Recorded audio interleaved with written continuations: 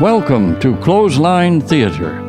We have been waiting for you to tune in to hear tales of Prince Edward Island, a place of history and some mystery.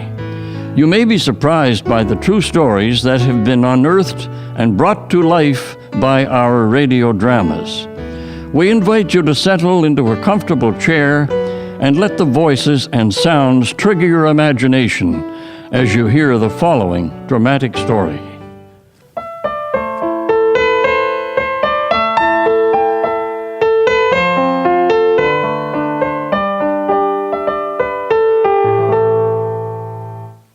In 1917, the town of Summerside, Prince Edward Island, was an active service town for the surrounding agricultural and fishing communities. Much of its population of 3,000 people were heavily involved in the home front war effort of the Great War. There was no shortage of topics and activities demanding their time and attention. In the mix was the ongoing debate about whether automobiles should be permitted their share of island roads, when an overwhelming majority of islanders still traveled by horse and carriage. That was an inspiring church service. I'm glad we decided to come back into town this evening to hear the visiting priest. I agree. He had a good message, Mother, but he could have cut it shorter. Now we have to travel back to Sherbrooke in the dark. Major Macdonald, don't be speaking ill of a clergyman. First thing you know, we could be struck down by the Lord himself for criticizing one of his prophets. I would hardly call the Reverend a prophet, Grandmother. How would you know, Florence? I doubt you heard a word he said since you were so busy making eyes at Jack across the aisle. Unlike you, I can flirt and listen at the same time, brother dear. Besides, I saw you winking at Sarah, but I really thought Jack would offer to drive me home. It's such a beautiful evening for late August. We could have gone nice and slow. Oh, Florence, look at that. Isn't that Jack pulling out with the girl seated beside him in the carriage? Don't be teasing your sister there, Jim, or I'll be telling your father. Well, look at that, Jim. I believe it's Sarah who's perched beside him with a big smile on her lovely red lips. Come on, let's go home. Yes, let's go home. August always brings a sadness to my heart, with the light shortening up at both ends of the days. But then, fall on the island is a lovely season. Now, Jack and Sarah may have other plans, but I would love to have my two grandchildren escort me home. Jim, you can even drive my little mare. Well, if it's Jim at the reins, I'm going to pull out ahead of you. I'll see you back at the farm.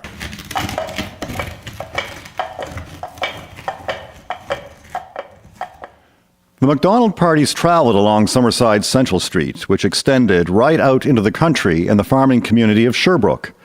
Because of the warmth of the summer evening and the many activities happening within the town on that Sunday, there was a fair amount of foot and horse and carriage traffic on the street. Just after 9 p.m., approximately 50 feet from the Pope Road, in the dark countryside, Fanny Macdonald's attention was caught by the unknown. Good heavens! Where has all the light suddenly appeared from? It's coming from behind us on the road. It's coming right for us. I told Major not to mess with the Lord. It's coming at us, not him. But we're family. Grandma, it's okay. It must be a horseless carriage with its headlights. Wow, the brightness of those candles. The 1913 plebiscite on cars saw 90% of rural Prince Edward Island votes against allowing them on island roads. The more urban centers of Summerside and Charlottetown had voted in favor, and thus had taken a more relaxed attitude about allowing the horseless carriage out and about on their streets. But for country folk, such as Mrs. Macdonald, the sighting of a car was rare. You think it's an automobile? I want to see.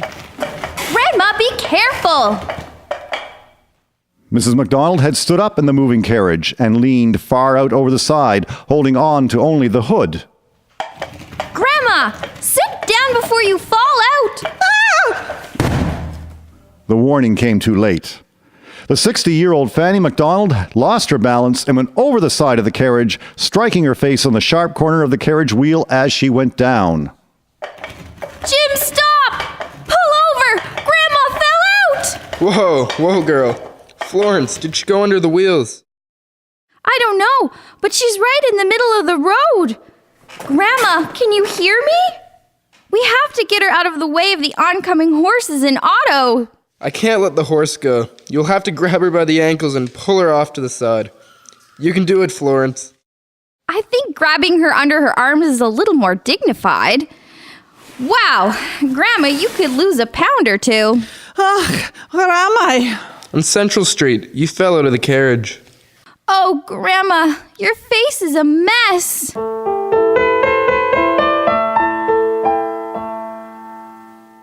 Major Macdonald and his passenger, T.B. Laughlin, upon hearing the scream, turned around and came back to discover the accident scene. Good grief. Mother, are you all right? Your face. She was gawking back at the automobile and fell out of the carriage. It was nothing to do with my driving.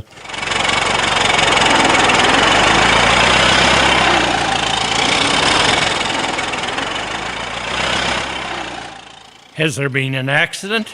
Can I help? My mother fell from her carriage trying to get a look at that bloody contraption of yours, Roy Dunn. Just look at her face, and heaven knows what else is broken. Shame on Summerside for allowing cars on the road on a busy Sunday evening. In my defense, Major, it would appear your mother's curiosity was more the cause of her misfortune than anything else. But more important right now is having your mother medically attended. I would volunteer to drive her to the Prince County Hospital. Me? Driving a horseless carriage? Well, I never. Imagine that. Florence and Jim, help me in. Oh, goodness gracious. Oh, my, that hurts. You better come with us, Major. Get in the back. I wonder what that hospital will charge us. Not too fast now, Mr. Dunn.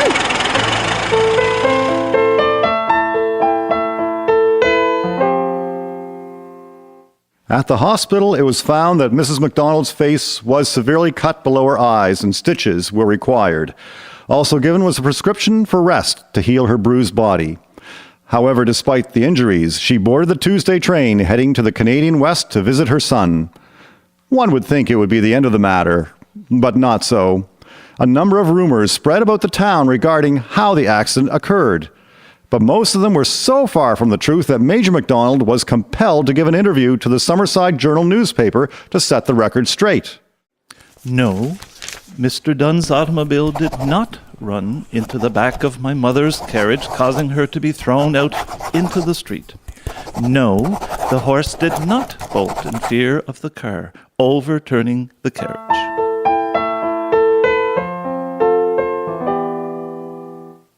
In 1918, a new Automobile Act was passed in the Prince Edward Island legislature, allowing cars to operate on all island roads. PEI entered, embraced, and became entrenched in car culture. Fanny Macdonald, Off the Wagon. Narrator, Stuart Smith. Fanny Macdonald, Janet Rose Hurst. Major Macdonald, John Martin. Florence, Leslie Casely. Jim, Sean Ramsey. Roy Dunn, Enser Waite. Musician, Christine Anderson Gallant. Sound Foleys, Krista Bryson, Alexandra Gallant, Nathan Wiley. Recording artist, Peter Gallant. Writer, Marlene Campbell. Researcher and editor, Jean McKay. Introduction, Lowell Eustis. This radio drama is brought to you by Wyatt Heritage Properties Inc. through support from the Building Communities through Arts and Heritage Funding Program of the Department of Canadian Heritage and the Province of Prince Edward Island and the City of Summerside.